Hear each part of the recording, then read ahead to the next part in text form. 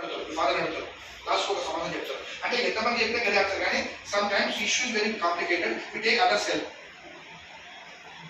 అంటే కోర్టులో కూడా ఇద్దరు 2 పేజీలు ముగ్గురు ఉండొచ్చు, డిపెండ్స్. కొన్ని పెద్ద ఇష్యూ అనుకోండి, అయోధ్య ఇష్యూ, వక్ఫ్ బోర్డ్ ఇష్యూ కదా నడుస్తుంది.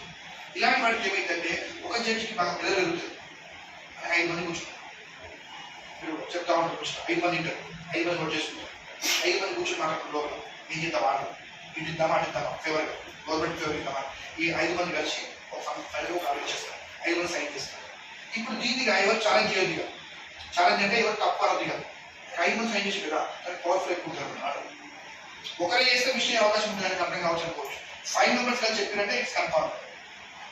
ఇక దాన్ని మళ్ళీ మార్చడానికి వీలు లేదు. అంటే ఫస్ట్ ఒక దగ్గరికి వెళ్తుంది, మళ్ళీ అప్పుడు 2 మెంబర్స్ దగ్గరికి వెళ్తుంది, 3, 4, 5 లాస్ట్ 5 జడ్జి కలిపి అన్ని కేసు కాదు, కాంప్లికేట్ కేసు.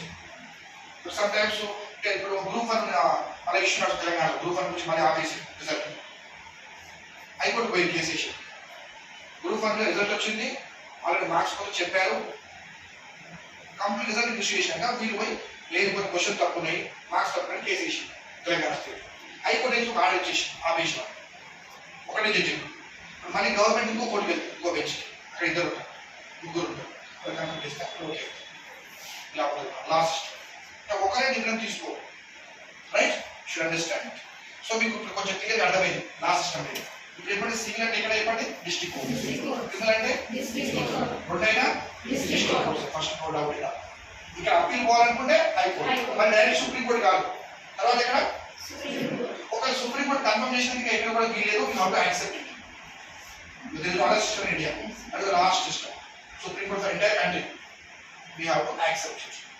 దీని ప్రకారం లా ఉంటుంది. ఫస్ట్ ఎక్కడ కేసు ఫైల్ చేయాలనుకున్నా కూడా దేని ప్రకారం చేస్తామని కూడా గుర్తుపెట్టుకోవాలి. ఇప్పుడు మీ విలేజ్ కానీ మీ మండలి కానీ అనుకోండి, మీ అడ్రస్ని బట్టి ఆ ఏరియాకి వెళ్తారు కేసు. దాన్ని ఏమంటామంటే జ్యూరిస్డిక్షన్ అంటాం. జ్యూరిస్డిక్షన్ ఏమంటాము? Jurisdiction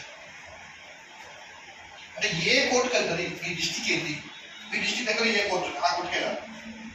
for example study in Hyderabad, me chain పోయింది, మీ చైన్ మిస్ అయ్యింది, 2 క్లాస్ 3 క్లాస్ ఉంటుంది, ఎక్కడ మిస్ అయితే ఇన్స్టిట్యూట్లో మిస్ అయింది అనుకోండి, ఇక్కడ ఇన్స్టిట్యూట్ ఇది ఏ అడ్రస్కి వస్తే ఎల్బీ నగర్ కోర్టుకు వస్తుంది, రంగారెడ్డి కోర్టు, అక్కడే కంప్లైంట్ ఇవ్వాలి.